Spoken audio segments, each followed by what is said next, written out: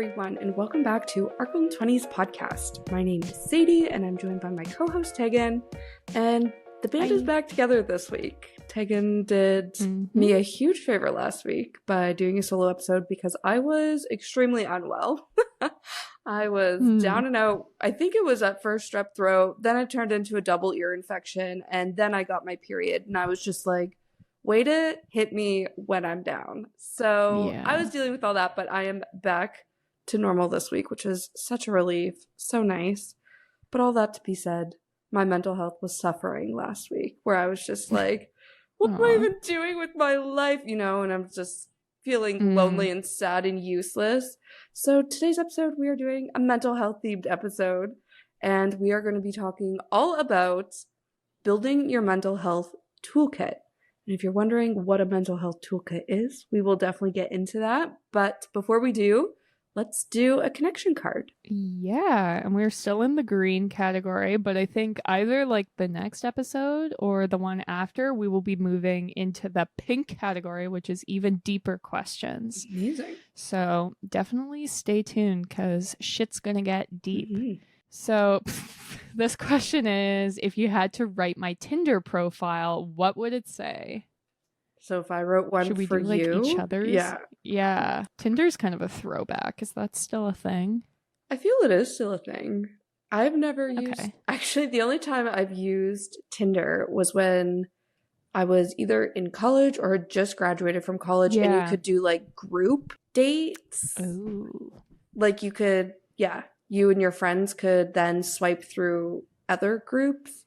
That was a lot of fun. That's very interesting. Yeah, I never used Tinder. That's the one I remember like being in first year. I think people it was like being like on Tinder. Yeah. I just don't hear about it a lot lately. They really lean into like digital marketing. I get all their YouTube ads, everything. And their ads are so cute. I love them. But anyways, okay, what would your Tinder profile be? Are we just coming up with like a bio, like a quirky intro? Yes. Okay. I don't know. I feel like for yours, it would have to be like, I feel like mine's going to be so lame because I don't know how dating apps work. For some reason, what's coming to mind for you is like Scorpio, cat mom. Then I need something else. Like those are, I'm going to tell you coffee something. Lover. Those first two. These are red flags. Yeah, I was going to say that's actually a man deterrer. They would see anything to do with astrological signs. They'd be like, absolutely no. Be like, cat lady, no. Yeah. No. But you're right. That is me in a nutshell. I feel like maybe yours should be like more aggressive. Like, I don't know, like stocks are to men what astrology is to women. So I'm a Scorpio or something. Yeah, I like that. Quirky. Okay, more aggressive. Yeah, aggressive. Like flirty, but in a like funny way. Yeah. I love it. What astrology is? I'm actually going to put that on my dating profile right now, and I'll let you know the response. Yeah. I feel like some men, I could see people laughing or people being like offended. Yeah. Like finance bros being like, fuck you. Yeah. I've decided that I don't want a finance bro. I think the TikTok sounds have gone straight to finance bros' heads. And I'm like, I already couldn't deal with the ego. Now I really can't. But anyways, no. I was thinking for you something about like the best place in town for like espresso martinis or something. Like I feel like people will sometimes be like, hit me up if you want to like talk about the best pizza places in Toronto or something. Right. You know, I feel like yours could be something about that, but cocktails and like nice bars and stuff. Yeah, I've heard about this actually now that you're bringing it up, that you say like, like hit me up for the best like pizza slice in town. Yeah. And then if they mention a place that you've never been, you can be like, I've never been there. Is that our first date? Exactly. Like, that vibe. Yeah. I feel it's a good like conversation starter. Or you could take the approach like in Toronto, the pizza places are like very atrociously like rivals, so it's like you could say what your favorite is in hopes it like generates conversation where people either agree or disagree with it. So you can maybe do the same thing with like a bar, but I don't know if like the rivalry is quite the same for non-pizza places, you know what I mean? But or it's like most controversial opinion, I think this is the best pizza place in Toronto or something, but your spin would be cocktails and bars, since that's what you are like the go-to person for. I don't know. That's the first thing that comes to mind for me. Yeah. I There like you it. go. Perfect. After I was hyping it up like that it was so deep, Yeah. I'm like, okay, that question wasn't that deep, No, so that's and I good. liked it. Some of them are. Yeah, maybe it Me too. generated It's a good ideas for combo single starter. people listening who are updating their dating profiles for the summer. Hopefully. They're like, okay, I'm going to ask a question a controversial question to spark conversation, or a little flirtatious joke, like stocks aren't to men, what astrology is to women. I really love that. Exactly. Perfect. Great. Well, I guess we can dive into talking about building your mental health toolkit. Like we were kind of talking about before, the idea behind this is like that you always have like a toolkit ready so that if you're having a bad mental health day, you can just like reach into your toolkit, your back pocket, whatever you want to call it, and be like, I have this stuff prepped and ready, and I know how to turn this shit around. And which isn't to say like sometimes you're just like, I'm having a bad day. I need to like tap out and just like go to bed and tomorrow's a new day. Like that's totally fine. I just more keep these in mind if I'm like having a bad week where I'm just like, okay, we cannot carry on this way. We need to come up with some actions to get us out of this like slump, this bad mental health place. And so that's kind of my thinking behind some of the things in my toolkit. Yeah, I couldn't agree more. I feel like these are really actionable things that people can reach for in a time of need. I feel like something that I have really tried to do for myself and like my whole like self-awareness journey is ask myself, what am I feeling? Because I feel like when I'm feeling off or down, I need to like take a second to assess what's actually wrong. Like, am I feeling overwhelmed? Am I feeling anxious? Am I feeling sad? Like those are am I feeling angry? Like those are very different emotions, but I might just sum it up in the moment to be like, I'm having a bad day. But it's like, what am I actually feeling? And then now that and identifying your emotions is actually quite hard, but like that's the first question I ask myself. And then the next question I ask myself once I know how I'm feeling is, what do I need? And, you know, sometimes it's just, I need to step outside and get some fresh air. Other times it's, I need to chug a glass of water. Like, and those are maybe a spoiler alert for some of the things in my toolkit. But I think that's kind of along the lines of, you know, just self-awareness journey, trying to figure out how you're feeling. And then this is that next step to be like, okay, once you know how you're feeling, have some things at your disposal to help make yourself feel better, essentially. Yeah, no, I think that totally makes sense. I'm kind of the same where if like a lot of stuff's going wrong or like hormonally, I'm just like feeling bad and then something goes wrong, it's like easy to spiral into like the everything's awful. And so I actually found this like, I don't know, guide on Pinterest like 10 years ago. And every once in a while I'll still go back to it. And it's titled like, everything's wrong. Everything sucks. How do you fix it? And it starts like really, really basic. And so it's just like, did you eat today? Did you shower today? Did you get out of your pajamas? Like little stuff like that. And sometimes you find that even just like doing those little things can really take you out of the moment, or it's like you feel like your entire life sucks and everything's going wrong. And it's like, oh, it's because you're hungry. It's because you didn't drink any water today. It's because you didn't sleep. So yeah, the first sort of thing I had in my toolkit was kind of the basis where I try to have every day have like the simple quality life improvement things. And so a big one for me is sleep. If I have less than 6 hours of sleep, I will have an anxiety attack. But now that I know that, it's a lot easier to deal with it. So it's like, I know if I have less than 6 hours of sleep and I'm feeling anxious, I'm like, I know that this is from sleep. It's not that everything's bad. Tonight, it'll get fixed by me sleeping. And it's the same with like having healthy food on hand and eating healthy food, having like easy movement and doing it as much as you can, drinking water, stuff like that. And kind of having those on hand so that if you're like, everything's awful, it's all falling apart, you have food that's in your home that you can eat that's easy and healthy. And I think that if you are like really struggling with mental health, things can be even like simpler than that. Because I know like there's probably someone listening who's like, yeah, but when I feel that bad, I can't even like get out of bed. So your level might be like, today I just need to get out of bed. Today I need to get dressed. Today I need to brush my teeth.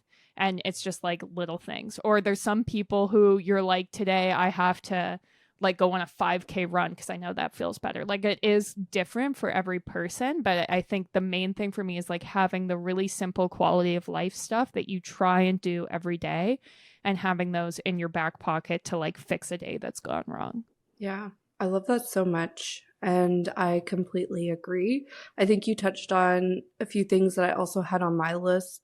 One being quick, easy go-to meals to make. So I think I've mentioned this in a past episode, but I can't remember under what context. But I find my mental health is very clearly attached, and probably for everybody, to how well I'm taking care of myself. So the days that, like you said, you don't sleep, you don't have a good day. For me, it's very much tied to like, yeah, maybe a little bit of sleep, but a lot of eating good foods, drinking enough water. So having quick, easy go-to meals to make, it's like things I don't need to stress about or have to look up a recipe or go to the grocery store for a special trip for those ingredients. Like having those in my back pocket to whip out on a day that I don't have the capacity to make a bigger and more extravagant meal, I have these in my toolkit to pull out. So for me, like that looks like spaghetti, literally like noodles and sauce, like super quick and easy, but it's, you know, maybe better than ordering in or eating like fast food for dinner. I have a few different ones that I rotate through, but that was one that you kind of touched on.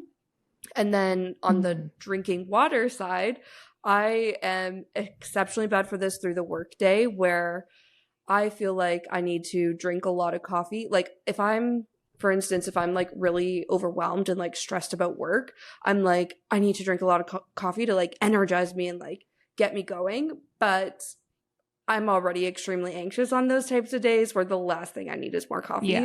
And I've totally, over the past few years, especially through work from home, really been prioritizing drinking water instead. So my other tool in my toolkit for mental health specifically is having a water bottle that you actually use. And again, I know I've provided this advice on the podcast in previous episodes, but it could look like, for me, I love my Stanley just because I like drinking through a straw. I like that it stays cold, you know, but maybe you just find what it is that you actually drink from, and then you carry that around your house or your office as kind of like an emotional support water bottle, just to make sure you're getting enough water, because I really find that makes me more productive than coffee could even ever dream of making me productive. Yeah, I think that that's a really good point. I think like water, we're made of water mostly. Like we need to have our water. I just got into liquid IVs. I just like have my first 2 and I'm like, game changer. So definitely recommend having some of those on hand too if you're like super dehydrated. I think you can only have like 1 a day, so it'd be like, you know, for emergencies or whatever, but I love that. I think one thing I had as a tool in my toolkit is figuring out a routine and sticking with it, because as like you are going to hear continuously in this episode, I am like I don't know what the right word is, like a catastrophizer. Like it's not just like things are going wrong, it's like everything's going wrong and my life is trash, where it's like, that's not the reality, girl, we need to relax. And so I find that having a routine helps me. So it's like, even if you're having a bad day, you're still going to bed at the same time and you're still waking up at the same time. And I found that compared to like my teenage years where I didn't used to do that, where I'm like, I'm having a bad day, and so I'm going to like stay up super late and be upset about it and like spend my entire night online and just feel worse and worse and worse. And then spoiler alert, I'm not going to sleep. So I'm going to wake up, and then it like steamrolls into multiple days.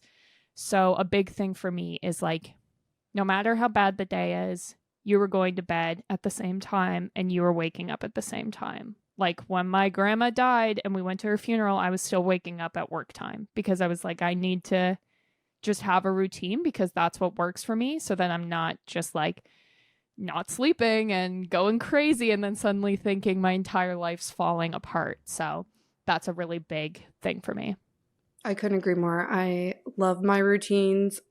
Probably my morning routine and my night routine are my favorite part of my day. And to your point, even on the bad days, like on the good days, I'm looking forward to those routines because I'm like, it just hits even more when it's like on a good day. But on my bad days, it's something to look forward to, is like my wind down night routine or something like that. So I love that so much. I think one of the first things that came to mind for me for my toolkit, in addition to the quick, easy meals and water bottle that you actually drink from, is having mantras. And this sounds so out there. I realize that. To be honest, I adapted mantras, which I'll share with you in a second, without actually intentionally trying to find a mantra for myself. Like, I just found that I was constantly repeating these things over and over to myself. And I was like, oh, that's what a mantra is. It's literally having a phrase that you say to yourself to coach yourself through an emotion. So the first mantra that I ever, and again, I feel like I've maybe talked about this in previous episodes, but the first mantra I've ever was like, this is reoccurring in so many different situations and like actually makes me feel so better. It's so much better, is you got this. And the first time I remember saying this to myself was in 2018, very specific. I booked my first ever solo trip to San Francisco. And I was really excited about it, but I was really nervous because it was my first connecting flight. It was my first time ever traveling on my own. It was pretty far from home, even though it was still in the US. And it was a bit of a culture shock, even though, you know, it was still like North America, people were still speaking English, whatever. It was just very scary for me. And in 2018, I don't know how old I was. I wasn't that old though, like early 20s. And I had to really work up the courage to actually like go out and like see all the things I wanted to do, because I was like shaking when I got there. And I was like, no, I just want to stay in my Airbnb the whole time.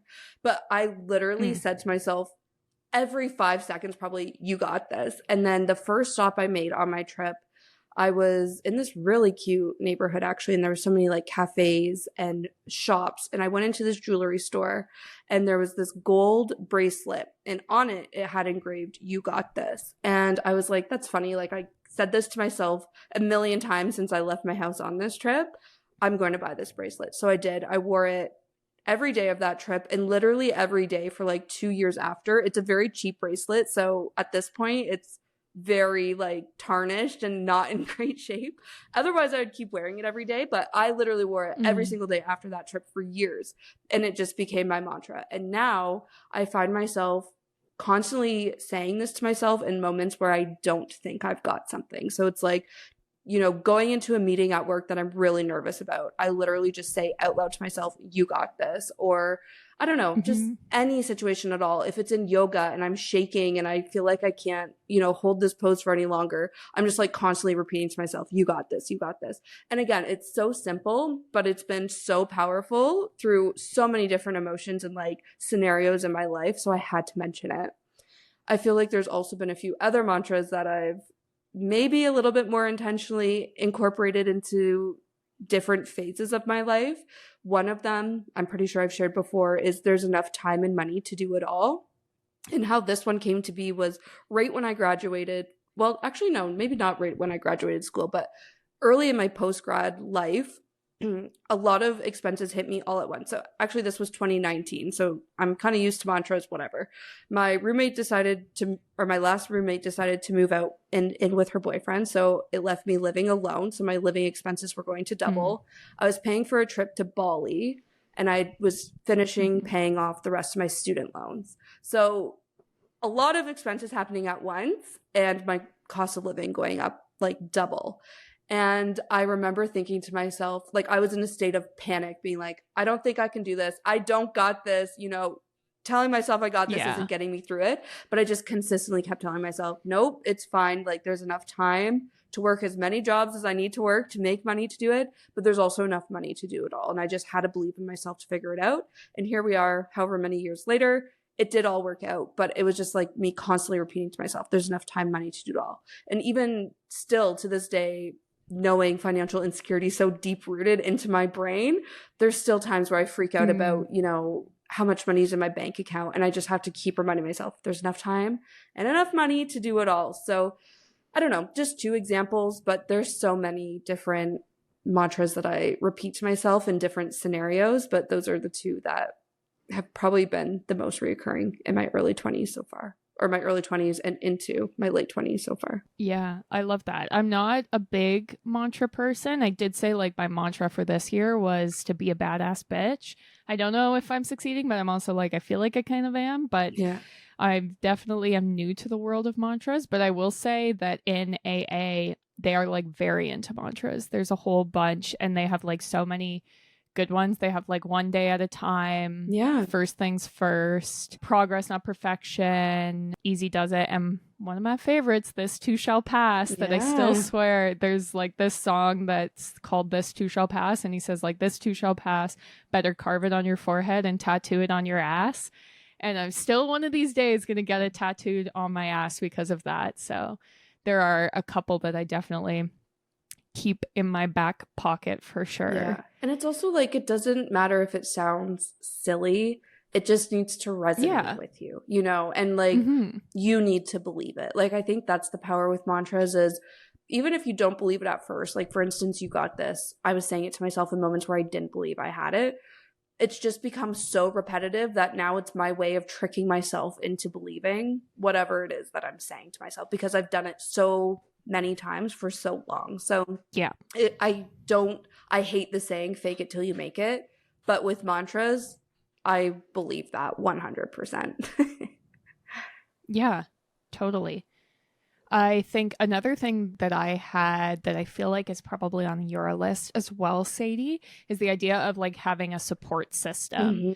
And this can look like a bunch of different things for different people. Like I've already talked about AA. It could be like a special group for whatever you're dealing with. It could be a therapist. This is a big one for me where it's like, if you're having an emergency, having someone who's like professional and can help you, but it can also look like your partner or your family or your friends. And it obviously depends on like the severity of the situation. Like I have some people in my life that I do think I could call and be like, I need you to get here right now because I need help, and they would do that.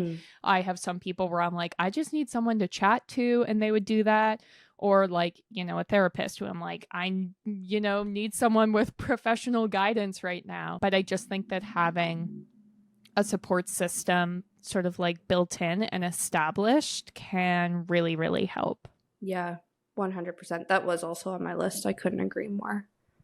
I think one of the other things on my list is to journal. And again, you guys are like, Sadie, you're throwing all the cliches into this. Well, cliche for me into this one episode. But I feel like when I was younger, I had a really great support system, but I didn't feel that way. Like I felt very alone. Yeah. And that's why I started to journal, because I was like, I just need to rant out all the thoughts in my head where people aren't going to judge me for feeling this way, or they're not going to misunderstand me.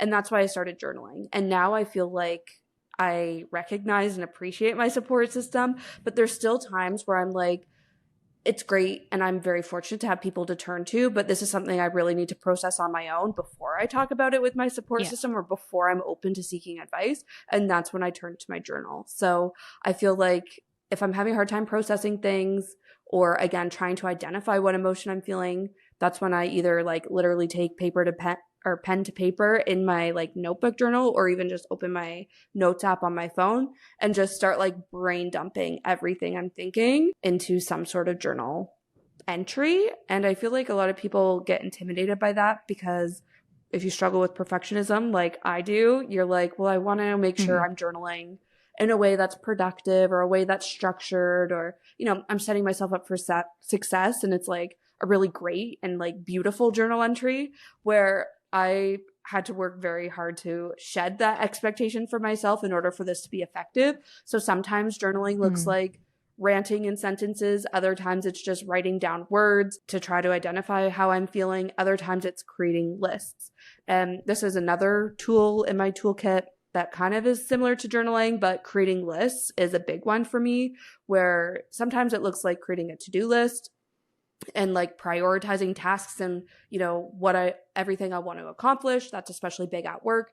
But other times, especially in more like the journaling sense, it's like creating pro-con lists or lists that I want like my future self to look like trying to manifest and like envision and visualize my future self, like writing that down in list form rather than sentence form could be an effective way to journal. But also kind of hand in hand with that is just creating lists. It gives me so much like, what's the word I'm looking for? I don't know, just like helps me organize my thoughts by writing it out in a list form. Yeah, that's, I think, another big thing for me, especially if I can't fall asleep because I'm thinking about too many things.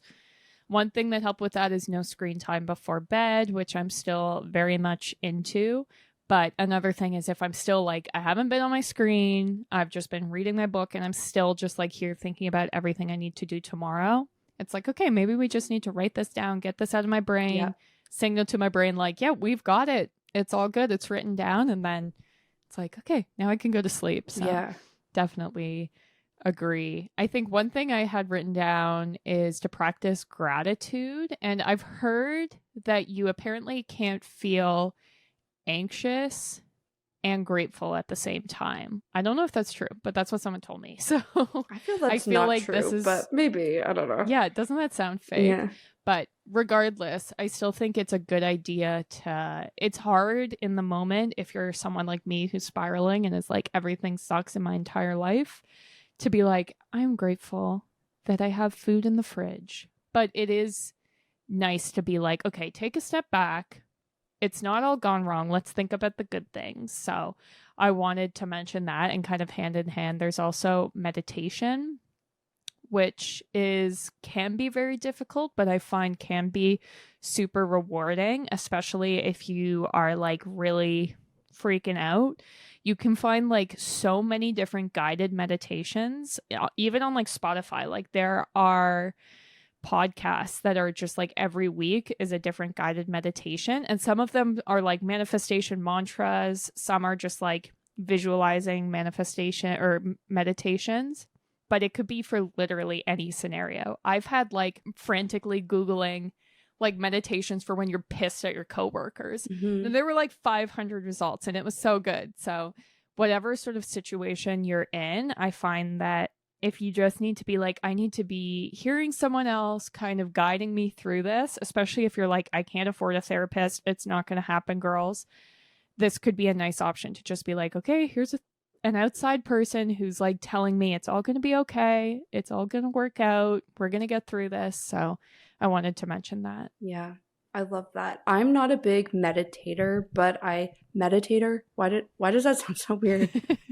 Is that a word? Meditator? I don't know. Either ways, I don't meditate. Yeah. However, I do things that are meditative for me. So all these words sound so weird. Am I just putting the stress in the wrong part of the word? I don't know. Meditative? Anyways. So this is why I do yoga and why I run, because to sit down and do a guided meditation, it doesn't hit for me for some reason. However, doing a yoga practice where you're like syncing up your breath to your movement is very meditative for me. Running, listening to like extremely loud 90s R&B and hip hop, meditative to me. Like I can just anything where I'm like syncing up to my breath and just focusing on my breath, but syncing up to movement helps. So this is tying into a toolkit tool in my toolkit is finding an exercise you enjoy. So again, for me, that's yoga and running. I find actually if I go a week without doing either / both of these things, it hits me at the end of the week being like, I just feel like something's missing. I feel like something's off. And it's one of those, again, what am I feeling? Why am I feeling this way? And how do I fix it? Oftentimes it's like, oh, well, when's the last time I practiced yoga? When's the last time I went for a run? And as soon as I do one or both of those things, I instantly feel so much better. And I'm like, oh yeah, I forgot how like much I needed that. So I think, that might not be yoga and running. It might not be a movement you're like consciously syncing your breath up to. Maybe you really enjoy like a kickboxing class or Pilates, or even if it's just going for a walk outside, getting fresh air. I think just finding a way to exercise that you enjoy doing and don't dread can be really helpful for your mental health. Yes, 100%. I have talked about this book before, but I read a book called like Burnout, and it was all about why women specifically deal with burnout.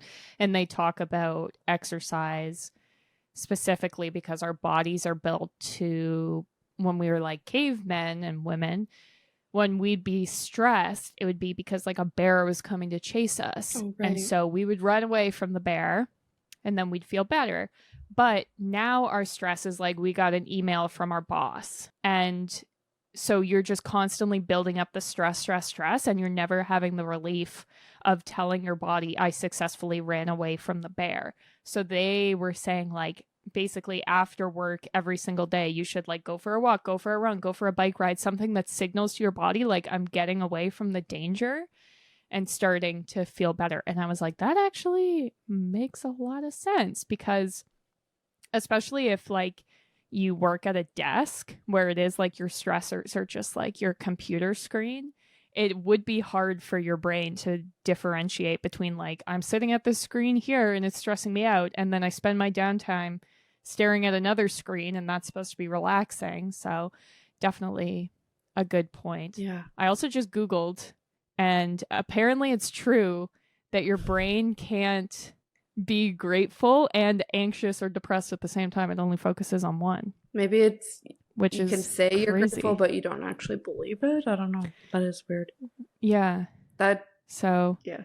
I'm just laughing kind of to myself because a reoccurring theme in my therapy sessions is my brain is constantly creating these pro-con lists and like weighing things out, seeing the good and bad in every situation. And it makes it impossible for me to understand how I'm feeling because I immediately jump into, well, I shouldn't be feeling that way because also this. So my therapist, every single session, the root of every session is like, you're allowed to feel that and you can feel this. And like, she always is saying, yeah. So that's why I'm like, it's funny that you're like, no, you cannot be grateful and anxious or anxious and grateful. Like, no, I don't know. Yeah. It's funny. But yeah. Anyways. I think it means like neurologically in the moment, if you're sense. thinking of something you're grateful for, your brain's also not like you're anxious. But I think as soon as you stop thinking of that thought, which would take like a second, you'd go back to it. Interesting. But yeah. Anyways. Yeah, sorry. There was one other thing I was going to say on the exercise, because I feel like exercise is something we always talk about as like how to live your best life, like make sure you're moving your body and exercising. But I feel like in order for it to like qualify for like a tool in your toolkit, it needs to be accessible. So this maybe doesn't mean, you know, okay, I like to do yoga, so I need to sign up for a yoga class. And now that tool is only effective once I go to the yoga class. Like, I think it's finding ways you can be like, okay, I know yoga relaxes me and like makes me feel better. How can I make this accessible? So it's like doing a YouTube video at home. Like, that's something you could literally do in the middle of the day. Yoga with Adrienne, she's like 5-minute yoga videos, you know, like it doesn't need to be this big, expensive or time commitment to do this. It's just like an easy, or you want to make it an easy thing that you can do in moments that you need it. And that's why also it's like, you don't necessarily need to go for a 5K run, like just go for like a walk around the block. Like, those could have the same impact on your mental health and be that like reset that you need in a moment of feeling stressed, overwhelmed, upset, whatever emotion that it is that you're feeling. So just wanted to also talk about that, because I think in the world right now, like exercise and like movement is like very glamorized, but it really doesn't have to be. Yeah. And it should be something that's like accessible and easy for you to pull out when you need it. Yeah. Definitely. I think sort of related to that, I have like a toolkit within my toolkit of things that I know like distract me. And it's like sometimes that's just what you need, is the distraction from the whatever's like stressing you out, whatever's making you sad. And these I find are really like small, simple things, so I can implement them during my work day.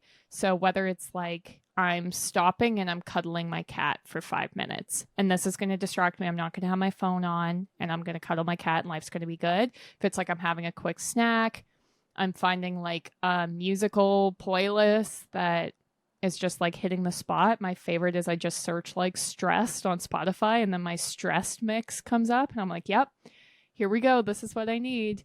And, or even like your favorite TV shows, books, that sort of thing. If it's going for a walk, I have a standing desk, and every once in a while I'm like, okay, we're standing up. Like, I just know this is what I need. And it's like so simple, but sometimes you just need to like take a step back, take the 30 seconds to put up your standing desk, take the 30 seconds to go like pet your cat, and be like, okay, it's all good. Especially if it's like drama coming off a screen where you're like, okay, I stepped away. I'm in real life. It's all good. We'll get past this. I love it. Yeah, my cat is my emotional support animal, 1000%. I always am like, when are you going to get a job and contribute to this household? And then I'm like, wait a minute, no, she's the backbone of this household because she's literally my entire emotional support system. But anyways, and on the standing desk, it's so funny. I'm moving desks at my office next week to sit over where the managers sit, where I've been like sitting with my team, which is a whole other thing I could rant about. But anyways, I don't think it's right that the managers don't sit with their teams. That's the rant for it. Right. But in any case, I'm being like pushed over to where the managers sit, and the managers have standing desks, and I've never had a standing desk before. So I'm like, okay, we'll give this a go. But anyways, just want to share that when you were talking about your standing desk, that will be something in my toolkit starting next week. Yeah. But okay, another thing in my current toolkit is using my agenda. And again, I've talked about this a gazillion times, but really when I'm feeling overwhelmed or stressed or I don't know, just anxious about things coming up, if just listing it out doesn't help, I like to sit down with like an actual agenda so that I can start planning my tasks to specific like days and times. And just seeing a plan of action makes me feel so much better. So that is a big one. And then also from there, like prioritizing my time and the tasks that I need to accomplish, all of that gets done in my agenda. So that's probably another big one. And then I think the last one that I practiced that I wanted to call out is maybe one of those like simple pleasures or like little things like you were just talking about, Tag. And that's having a shower. And literally there's nothing that a shower can't cure for me. Like when I was sick, for instance, I was like, I know I'm not going to shower today because I'm not ready to like feel new. But the next day I was like, okay, I'm done sitting here feeling sorry for myself. We're showering and it's going to make me feel like a whole new woman. You know what I mean? Like sometimes you just need to wallow in it. Yeah. And then it's like, okay, I'm done with that. A shower is how you get rid of it and reset. Sometimes I need like an extremely hot shower that's like almost burning my skin. Other times I literally take cold showers because that's what I need for a reset. So it really depends on what the vibe is. But I swear by showers. That is, part of my night routine just because it's so effective for my mental health and like, Yeah. I love that. My husband, he's a very big like shower person. Like he will shower multiple times a day if he's like, I just need to chill. Yeah. I love that. Yeah. I think on my list, I just had two more things I wanted to mention. The one is I have a like emergency, I'm having a bad day, like kit. It's not like a literal kit, but like items that I keep solely for like if just like shit's hitting the fan. And what I mean by this is like I have a set of like really comfy clothes where it's like I'm only wearing these if like I am down and out. And it's just like a matching sweat set. But it's like I do not wear these like to work on Fridays. I do not wear these to like lounge around on Sundays. These are like hidden in the back of the closet. But then it's like, I know if I'm like having a terrible day, I'm not like, oh my God, I need to do laundry. I don't have anything to wear. I'm like, nope, I have my comfy clothes. They're hidden in the back of the closet and I've got them.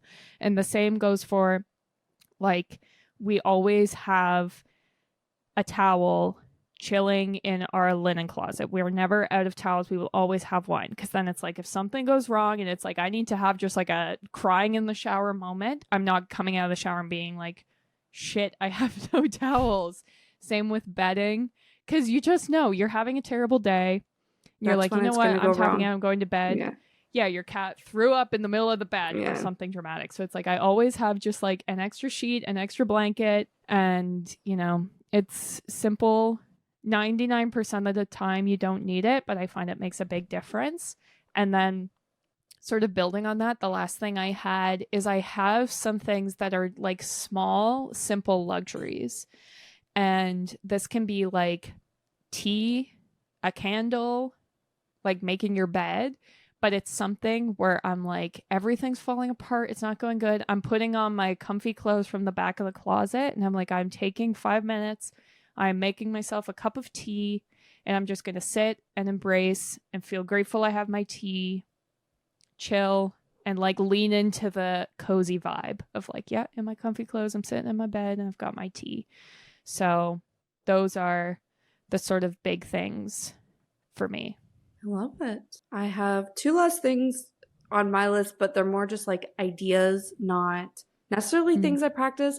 The first one, maybe I do, and that's hands-on hobbies. So this is having something, again, that you can like, I think you were actually talking about like distractions tag, and I feel like that's the nice thing about hobbies, but it's like still giving you a sense of like purpose, accomplishment, and like I feel all of that helps boost your mental health in times where you're feeling low.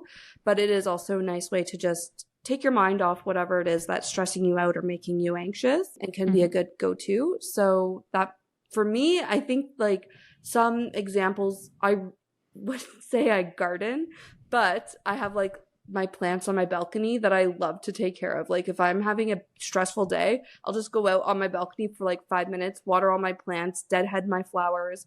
And I'm like, it looks so much better. I feel accomplished. I got some fresh air. Like, so that could be it. And if you're more of a gardener, I feel like that's an actual hobby. Could also be baking or reading. Those are 2 other things that I really enjoy. And I do work into either my reading more so into my evening and or morning routine. I also like cooking, but on the weekend it might be more like intentional, like baking or something, make it more hobby-ish. But it could also look like playing an instrument, or even if you're like, okay, girl, these all sound great, but I'm really not artsy or anything. I feel like with the whole rise of mental health and normalizing anxiety and stress and mental health conversation, things like adult coloring books have become really popular, or paint by number, where it's like, you don't need to be skilled in this hobby, but it's still accessible and like easy for you to partake in. So wanted to mention that. And then something I probably should have mentioned when we were talking about being a meditator and meditative is breathing exercises. And again, I really don't do this too much except for in yoga, but there's like box breathing or different like ways to calm your body down when you are feeling extremely anxious and stressed or worked up about something, where your breathing is like really shallow and, you just need to take a deep breath. Like I think there's a lot of breathing exercises to support you in that. Again, it could be through a guided meditation, through a yoga practice, or even just through like a guided breathing video or something like that on YouTube. But I think this is actually really impactful. It's not something that I like think of in a moment of crisis, but it is very helpful in the times that it's been like worked into a yoga video that I'm doing. Yeah, no, I love that. I also think that that's a good point. If you're ever like helping someone in crisis, I find that a lot of times it can just be like, okay, let's breathe. Yeah. And it's like, yeah, exactly. Yeah.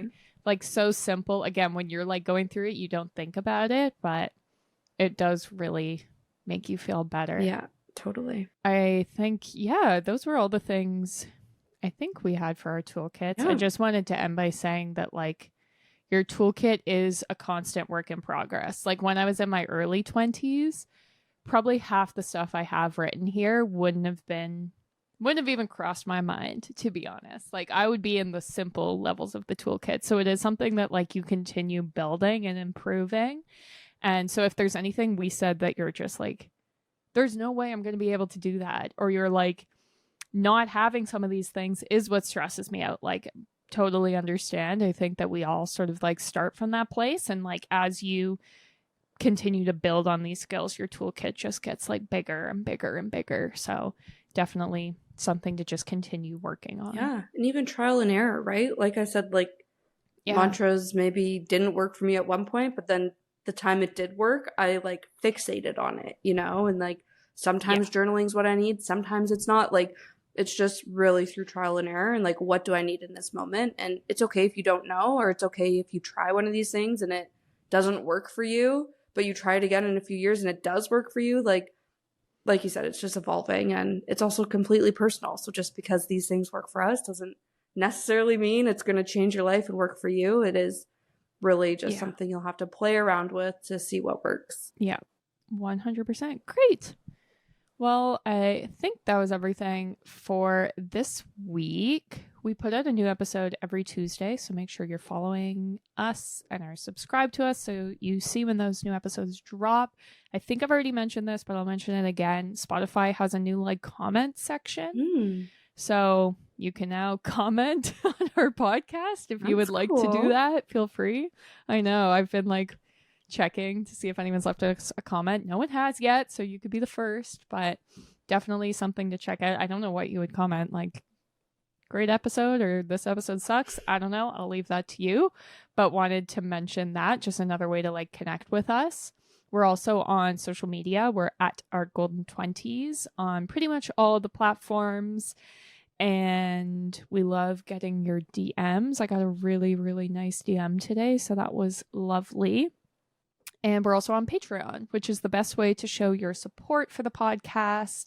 And the episodes drop early there, and they are completely ad-free. So if you're someone who listens every week, you might want to consider that if you don't want to hear a bunch of ads all the time, or you want to show your support, which is obviously much appreciated. I think that's everything in my spiel. So thanks for listening. See you next Tuesday. Bye.